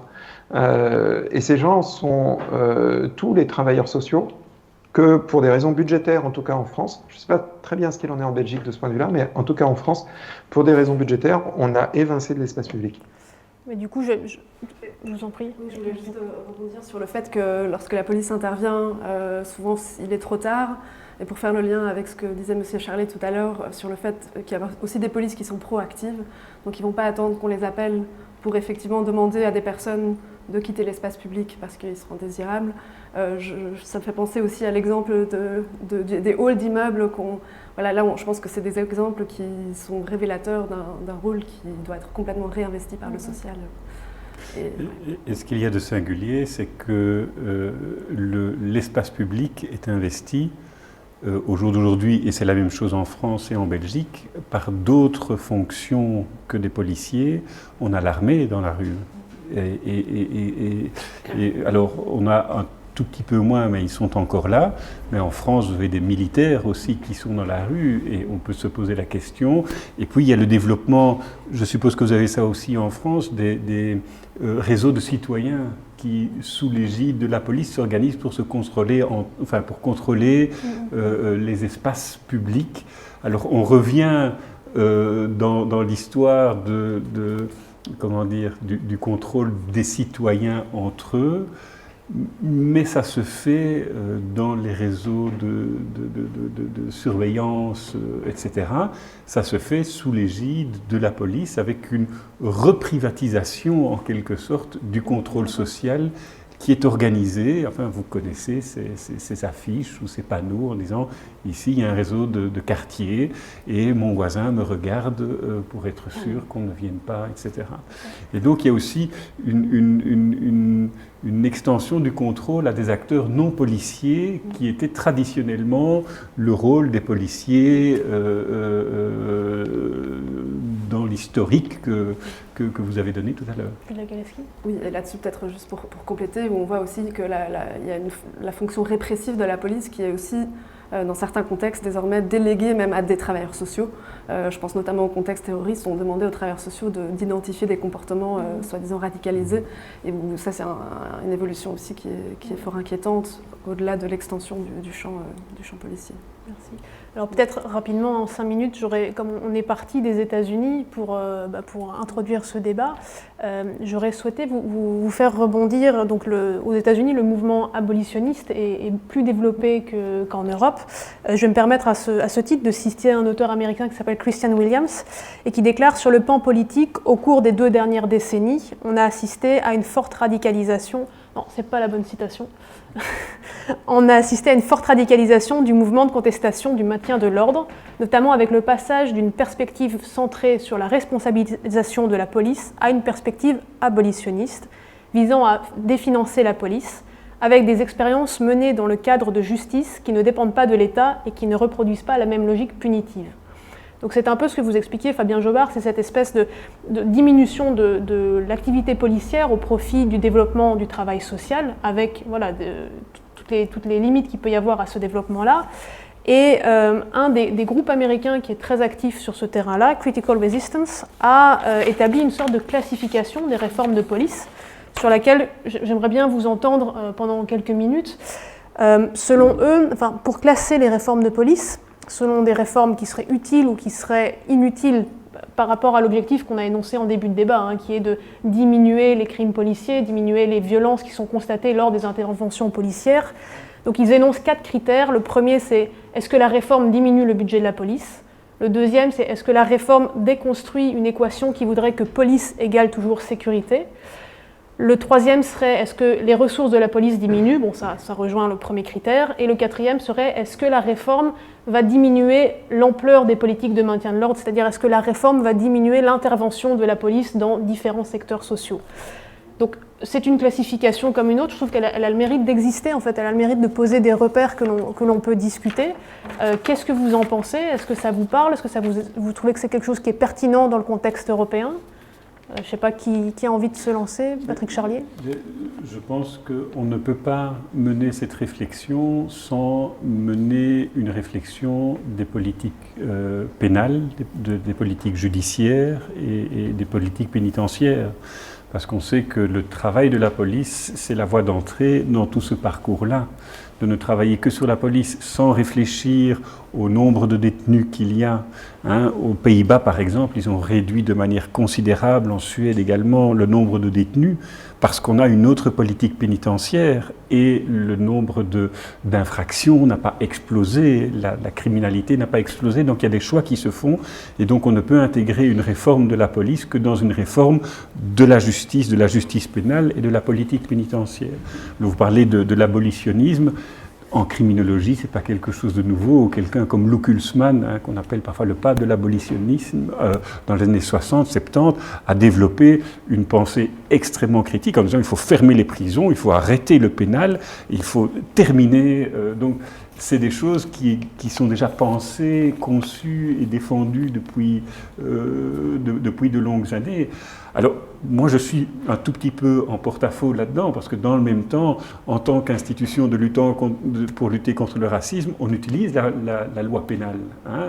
C'est un outil qui est aussi un outil où on se dit, mais là, il y a un sens à sanctionner des comportements que notre société ne peut pas accepter. Et donc dans cette réflexion, je reconnais que je suis parfois en porte-à-faux dans cette réflexion-là. La seule chose que je porte, c'est que nous, quand on va en justice, moi, je me fiche pas mal de la peine. Qu'un juge dise « il y a ici une limite qui a été franchie », il y a quelque chose que notre société ne peut pas admettre, vous avez eu un comportement raciste, discriminatoire, homophobe, et nous ne l'acceptons pas, ça me suffit. Et qu'il soit condamné à une peine forte ou pas forte, ça c'est pas mon boulot de dire c'est important de donner ça comme exemple, comme punition ou comme la punition. Non, c'est de dire là il y a un comportement que notre société n'accepte pas. Et ça participe. Mais une réforme de la police ou une diminution des moyens de la police doit s'inscrire pour moi dans une réflexion plus générale de la politique pénale, de la politique pénitentiaire et de la politique judiciaire. Merci. Fabien Jobard, est-ce que cette classification qui a été établie aux États-Unis, est-ce qu'elle vous semble pertinente pour essayer d'y voir plus clair dans les réformes qui sont proposées ? Qu'est-ce que vous en pensez ? Moi, j'en pense à peu près ce que Patrick Charlier vient d'en penser, enfin en tout cas vient d'exprimer. D'abord, effectivement, le mouvement abolitionniste a trouvé de très nobles représentants en Belgique notamment, en Belgique et aux Pays-Bas d'ailleurs, puis dans les pays scandinaves. ce mouvement est loin, très loin d'être le produit de l'été 2020 aux États-Unis, quelle que soit là-bas l'intensité des protestations. Et j'ai dit tout à l'heure, j'ai insisté sur le fait que la société n'est pas une et indivisible comme on le croit. Il y a des groupes d'intérêt, des groupes de pression, il y a des dominants et des dominés. Il y a des gens qui sont en position de pouvoir, il y en a d'autres qui sont dépourvus de ces positions-là. Et dans un État idéal, la justice protège ceux qui sont éloignés des ressources et du pouvoir. La loi protège le faible et l'absence de loi protège le fort. Et ça, c'est quand même un principe fondamental qu'il faut rappeler et qu'il faut bien avoir à l'esprit lorsqu'on évoque l'abolition de la police. Et pour les raisons que M. Charlier vient d'évoquer, donc je ne les rappellerai pas, je suis absolument d'accord avec lui. Il faut bien voir que... Alors, pourquoi ce débat-là revient par les États-Unis? Pour une raison simple, c'est que les États-Unis ont été... Les polices américaines, c'est 20 000 forces de police différentes. Vous avez 2000 forces de police aux États-Unis qui ont un agent, un et un seul, avec une petite étoile. Bon, c'est une situation qui est quand même très très éloignée de celle qu'on a en Europe, en Europe de l'Ouest. Donc, et aux États-Unis, beaucoup de forces de police, notamment dans les États du sud des États-Unis, Mississippi, Missouri, Louisiane, ont été militarisées par un apport très important d'argent fédéral, notamment sous Bill Clinton. On a recyclé là-bas les armements, les équipements qui nous revenaient de la première guerre d'Irak. Donc, c'est dans ce contexte-là que s'inscrit le mouvement visant une décrue budgétaire des polices nord-américaines. Mais baisser ou augmenter le budget de la police, ça n'a pas tellement de sens en soi. Ce que je voudrais avant tout savoir, c'est quand on donne 1 euro de plus à la police, ce que la police est censée en faire. Ou alors, lorsqu'on supprime 1 euro à la police, où va cet euro? Par ailleurs, les États-Unis sont historiquement très marqués par la justice locale, la justice exercée par les posses. C'est pour ça que j'ai fait ce petit historique tout à l'heure. Parce que dans les mouvements d'abrogation, d'abolition de la police aujourd'hui aux États-Unis, je vois une grande résurgence du rêve américain de communities qui seraient autopolicées. Mais les communities, elles n'ont jamais été autopolicées aux États-Unis. Elles ont été policées par des posses qui sont les notables des petites bourgades urbaines qui exercent leur force sur les plus démunis. Donc, bon, ce mouvement néo-abolitionniste, je dirais, nord-américain, propose plein de choses, est ancré dans une culture qui est la culture, effectivement, qu'on voit d'ailleurs à l'image que vous projetez derrière vous, abolish the police, mais qui est une culture qui mérite d'être interrogée dans son histoire, qui est avant tout une histoire propre, l'histoire des États-Unis. Merci beaucoup. Julia Galaski, si vous voulez réagir rapidement. Oui, effectivement, donc, je rejoins effectivement sur la spécificité de l'histoire américaine et du fait que le débat en soi n'est pas nouveau, mais je pense que le fait qu'il a une telle ampleur dans l'espace public, ça devienne un débat véritablement national, et qu'on en débatte aussi ici ce soir. Je pense que ça, c'est quand même une évolution qui est liée aussi au fait, et je pense que c'est un peu ce qu'on peut en retirer de cette question, c'est le constat que les réformes, enfin je pense que c'est très bien illustré ici, c'est que les réformes qu'il y a pu y avoir n'ont pas suffi et que finalement sur les terrains, il y a un sentiment d'impunité continue. Et là, il y a un parallèle à faire aussi avec la réalité, je pense, en France et ici en Belgique, et qu'au bout d'un moment, lorsqu'on est victime et qu'on connaît des victimes dans son entourage proche de violences policières, de violences répétées, qu'on est face à une impunité continue et qu'en plus de ça, lorsqu'on souhaite faire valoir ses droits, on fait face souvent à des représailles ou des PV de rébellion. Je pense que voilà, le mouvement abolitionniste nous enseigne aussi sur l'urgence de réformes réelles sur ces questions-là. Merci beaucoup. Je vous propose on a largement exposé le timing, mais je vous propose de passer aux questions-réponses, enfin questions qui ont été soumises par les personnes qui regardaient le débat sur Facebook. Alors, on a Manon qui nous demande si les conventions citoyennes sur la sécurité sont une piste pour réformer la police, et si oui, comment devraient-elles être articulées, ou sont-elles un miroir aux alouettes? Qui a envie de répondre, peut-être malheureusement en 1 ou 2 minutes, de façon à ce qu'on puisse traiter encore quelques questions? Patrick Charlier? Je vais être tout à fait honnête, je ne vois pas ce qu'est une convention citoyenne sur la police. Sur la sécurité. Sur la sécurité.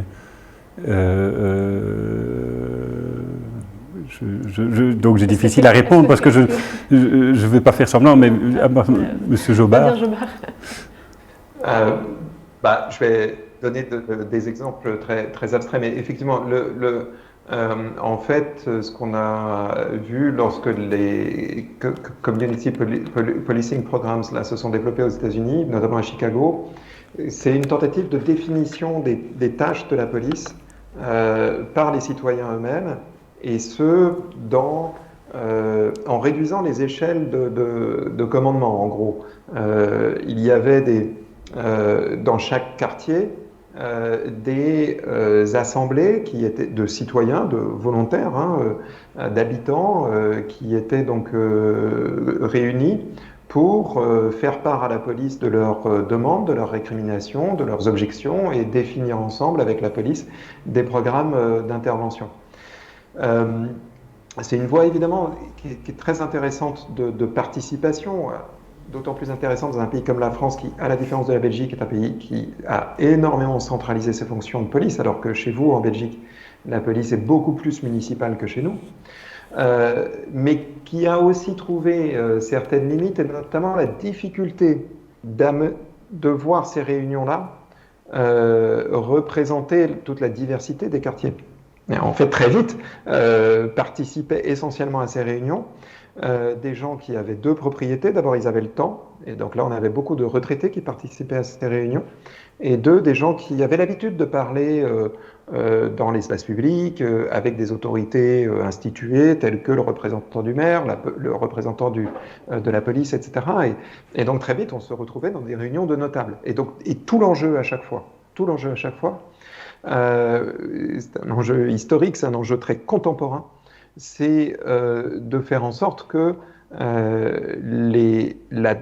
les sources qui formulent les demandes à l'égard de la police soient diversifiées et qu'elles ne soient pas réaccaparées par les notabilités traditionnelles, par seulement les notabilités traditionnelles. C'est un enjeu qui est très très difficile, qui est vraiment demande ce que mon collègue canadien Jean-Paul Broder appelait le tailor-made policing, c'est-à-dire de la haute couture en matière de police.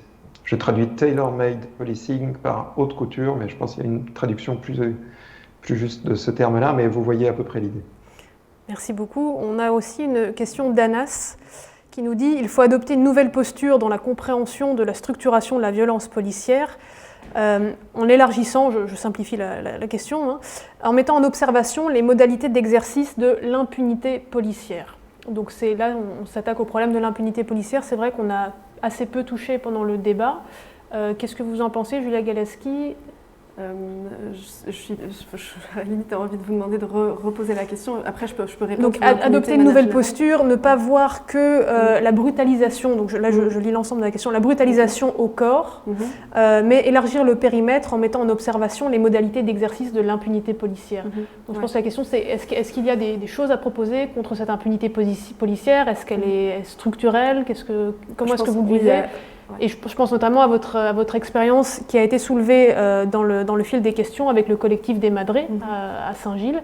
donc ce collectif de mères qui s'est organisé pour lutter contre les violences policières subies par leurs fils donc dans ce quartier. Je peux en un premier temps déjà répondre sur l'impunité qui je pense se situe à plusieurs niveaux. Il y a l'esprit de corps dont on a déjà parlé qui rend très difficile la libération de parole des policiers pour effectivement témoigner contre leurs collègues. Donc là, une socialisation au sein, même lorsqu'il y a des formations sur certaines thématiques, où on voit que dans la durée, l'impact des formations peut parfois se perdre dans cette socialisation au sein de l'institution. Donc ça, c'est une première dimension qui pèse sur la question de l'impunité. Ensuite, il y a le fait que voilà, les procédures sont très longues, elles sont très coûteuses, donc elles ne sont pas accessibles à tout le monde, et à commencer par les principales victimes de violences policières. On constate aussi que la parole des policiers pèse davantage très souvent que la parole des victimes, et que donc voilà, il y a encore un grand souci aussi en termes d'indépendance des mécanismes de plainte. Voilà, donc ça c'est en termes d'impunité, c'est plusieurs éléments sur lesquels, sans oublier aussi la dimension politique. Donc je pense notamment à différentes prises de parole qu'a eu notre ancien ministre de l'Intérieur de Crème, qui disait qu'il n'y avait pas de problème de racisme dans la police par exemple, ou donc le déni politique qu'il soit donc au niveau fédéral mais aussi au niveau communal, et là je peux effectivement parler de l'expérience du collectif des Madrés, où c'est seulement au bout de 3 ans de mobilisation citoyenne qu'il y a une motion qui a été votée cette année par la commune reconnaissant l'existence d'abus, alors que ça faisait plus de 3 ans que les citoyens se mobilisaient et que la mobilisation a pris de plus en plus d'ampleur. Mais ce n'est pas pour autant, donc voilà, c'est vraiment, on en est là en fait finalement par rapport à l'impunité, c'est qu'il faut déjà reconnaître l'existence d'abus pour après pouvoir combattre l'impunité. Patrick Charlier, est-ce que vous voulez rebondir brièvement sur l'impunité policière ? L'impunité, il faut éviter de se limiter à poursuivre des comportements individuels et dans quelle mesure des sanctions disciplinaires, voire pénales, on y revient, ne risque pas de masquer la dimension structurelle et systémique des difficultés. Parce qu'alors pour finir, on ne va poursuivre plus que des lampistes sans poser la question de la dimension systémique du fonctionnement de la police. Mais toutes les institutions ont produisent de la discrimination systémique, que ce soit en emploi, en enseignement, dans la santé, etc. C'est quelque chose, et donc la police ne fait pas exception à ces institutions sociales, et donc c'est une réflexion qu'on doit avoir dans notre organisation de la société. Alors, la lutte contre les abus policiers est un des outils, mais il ne suffira pas pour pouvoir faire ce basculement systémique. Merci. Fabien Jobard, est-ce que vous souhaitez rebondir sur cette question sur l'impunité policière ? Non, je pense que l'essentiel est dit. Ce sont des problèmes, alors là pour le coup, qui sont très universels, parce qu'on les constate dans des pays où les niveaux de violence policières sont très élevés, comme les États-Unis ou le Brésil, et puis on les constate dans des pays où ils sont beaucoup moins élevés, comme la Belgique ou l'Allemagne. Donc tout l'enjeu, c'est, je pense, d'avoir des institutions qui soient à la fois suffisamment extérieures de la police pour ne pas être jugées partie, mais aussi qui connaissent suffisamment la police de l'intérieur pour décoder les faits et gestes qui peuvent s'y être produits. Et ça, c'est difficile parce que on critique souvent les inspections de la police, comme l'IGPN en France, disant que des policiers enquêtent sur les policiers. Il n'y a pas meilleur connaisseur de l'institution policière et de ses travers que les policiers eux-mêmes. C'est bien pour ça, d'ailleurs, souvent, on leur demande d'écrire des scénarios de policiers. C'est vrai qu'en Belgique, je pense que vous confirmerez ces chiffres-là, selon le comité P qui joue un peu le rôle de l'IGPN, 94% sur une période je regardais de 2013 à 2017, on avait 94% des affaires de violences policières qui étaient classées sans suite. Comité P, l'équivalent de la commission de déontologie, pas de l'IGPN. L'IGPN, c'est de l'inspection interne. Mais comme ça, oui, effectivement, 94% de classement sans suite. Effectivement, et alors ce qui, moi, m'a frappé, on a été auditionné par la commission de l'Intérieur à la Chambre des représentants qui faisait un débat sur les violences contre les policiers. Et les syndicats de policiers se plaignaient du fait que quand eux portaient plainte pour des violences dont ils étaient victimes, le taux de classement sans suite était entre 40 et 50%. Alors que quand on parle d'infraction, hein, vous parlez ici du comité P, mais on vient de sortir aujourd'hui une étude sur le classement sans suite des législations antidiscrimination, on est à 70-80% de classement sans suite. Et donc là, il y a aussi un déséquilibre qui existe dans le processus de poursuite judiciaire. Merci beaucoup. On est malheureusement déjà un petit peu hors temps, donc je vais me permettre d'amener la discussion à sa conclusion. On aime bien poser la question, si vous deviez énoncer une idée avec laquelle les spectateurs de cette discussion devraient repartir, ce serait laquelle? Fabien Jobard. Une idée. Une idée de réforme de la police. Une idée ou alors sur le fonctionnement de la police, une idée qui pour vous est importante à retenir. Ce serait une idée un peu abstraite.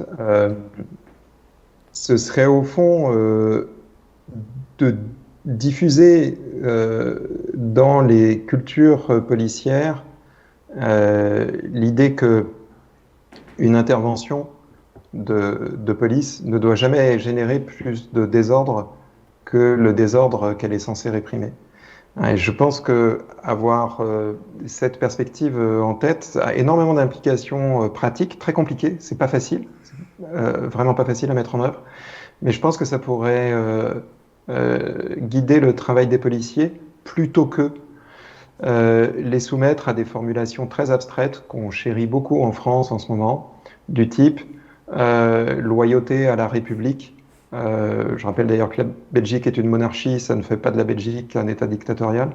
Loyauté à la République ou respect dû à la loi. Non, je pense que les policiers, ils interviennent dans des sociétés concrètes, tangibles, qu'on peut toucher. Et il ne faut jamais que leur intervention génère plus de désordre que celui qu'ils sont amenés à constater. Merci. Julia Galaski, une idée forte à retenir de la discussion pour vous?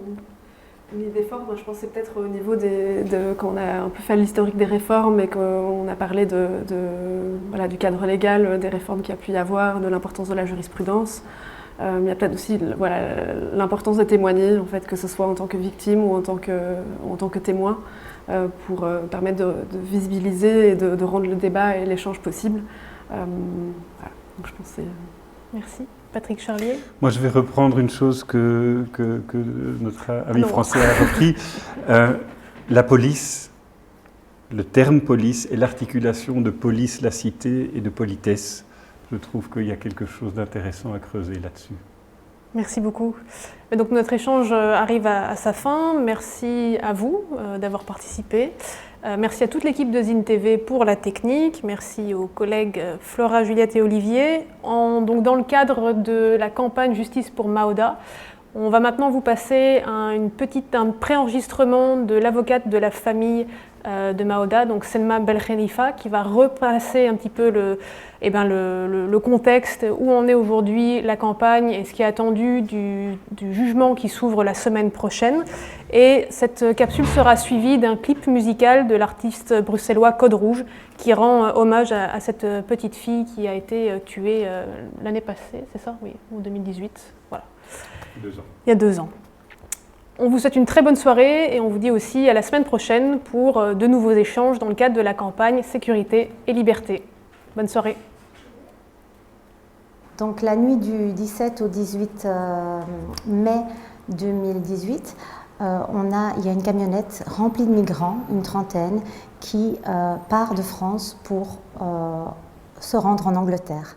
Et cette camionnette est prise en chasse par la police sur une autoroute belge sur 70 km.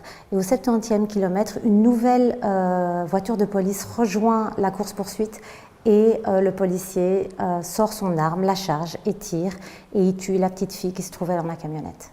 L'affaire Marouda est très symptomatique des problèmes qui existent au niveau de la police. Alors, de la violence dont sont capables certains policiers. C'est une affaire dans laquelle il n'y avait aucun danger pour le policier. Il a pourtant sorti son arme, il l'a chargée et il a tiré. Alors qu'il n'était pas en légitime défense, il n'avait aucune raison de le faire. Ça révèle déjà une mentalité. De deux, c'est très révélateur des opérations Médusa, de la chasse aux migrants qui est faite. Donc on estime que les migrants, il faut absolument, envers et contre tout, les attraper. Ce policier voulait tellement les attraper qu'il a été jusqu'à tuer un enfant. Or, quand cette camionnette s'arrête, on met tout le monde en état d'arrestation, même les parents. Et même les mineurs, il y avait des mineurs dans cette camionnette, il y avait des enfants, tout le monde est emmené au commissariat, dans des cellules, et puis tout le monde est relâché au compte-gouttes, parce que finalement les migrants, on ne leur reproche rien. Et le troisième, c'est l'organisation de l'impunité, parce que quand ce policier tire, il sait qu'il a tué un enfant, sans doute qu'il n'a pas fait exprès de tuer un enfant, mais il sait qu'il l'a fait, et pourtant quand les ambulanciers arrivent sur place, le policier, mais aussi ses collègues, prétendent que la petite est tombée par la fenêtre de la camionnette. Ils savent tous que ce n'est pas vrai, mais ils organisent un premier mensonge. Ensuite, c'est le parquet qui va aider dans l'organisation de l'impunité.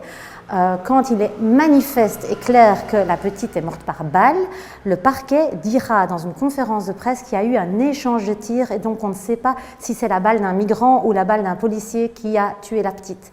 Or, il n'y a aucun migrant qui n'avait d'arme, il n'y a aucun migrant qui a tiré, il y a eu un seul tir et c'était un tir policier. Et donc on voit que sans l'attention des médias, l'attention d'activistes et l'attention des avocats, eh bien cette affaire aurait très bien pu ne même pas exister. Et ça en dit long sur l'impunité qui est organisée par le système judiciaire à l'encontre des violences policières. C'est une très belle campagne parce que ça montre qu'il y a tout un pan de l'opinion publique qui est en total désaccord avec ce qui est en train de se passer, la criminalisation des migrants, la manière dont ils sont traités et la violence policière et la manière dont elle n'est pas punie. Alors ce que les gens peuvent faire maintenant, c'est être présents aux rassemblements qui auront lieu devant le palais de justice de Mons les 23 et 24 novembre pendant le procès. Et sinon, faire des vidéos, les envoyer, partager les vidéos qui se trouvent sur la page Justice for Maouda, essayer le plus possible de faire connaître parce qu'on ne peut pas laisser cette affaire sous silence, on ne peut pas se laisser faire. Une affaire pareille devrait être un électrochoc dans la société belge pour qu'on se dise maintenant on arrête de traiter les migrants comme ça. Le fait d'avoir été jusqu'à tuer une petite de 2 ans, ça devrait nous faire comprendre que cette politique migratoire-là n'est plus possible dans l'avenir.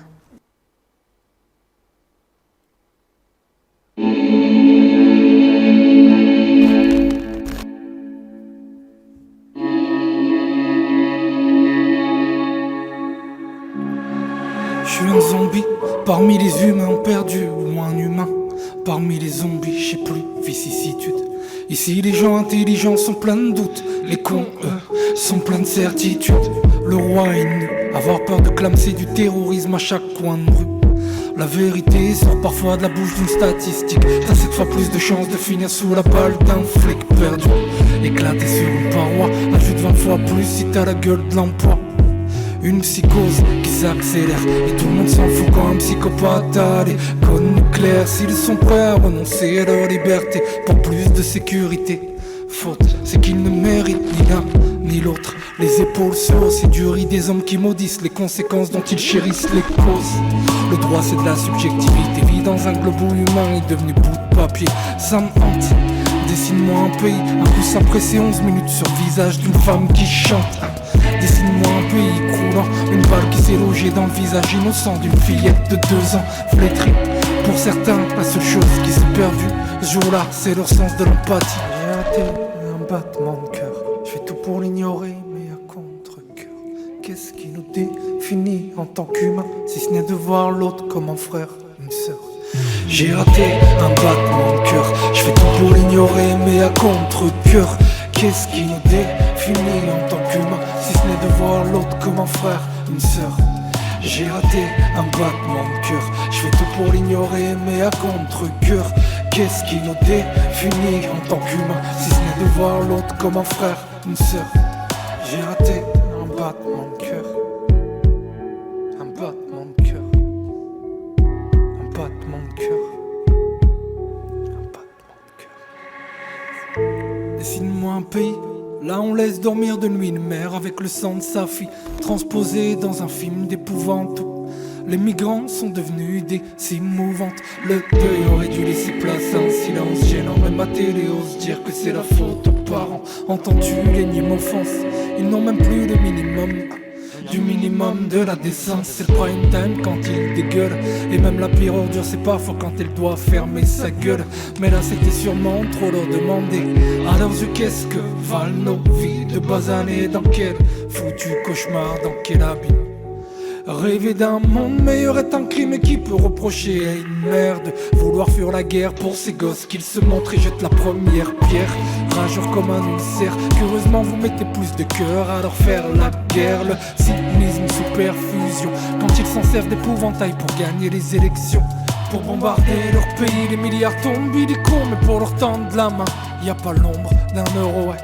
Je sais pas ce qui est le plus choquant dans ce pays, le meurtre d'une fillette ou le silence qui en a suivi. Maouda, ces mirages déclinent, une mesure de silence mais jamais silencieux quand la police assassine.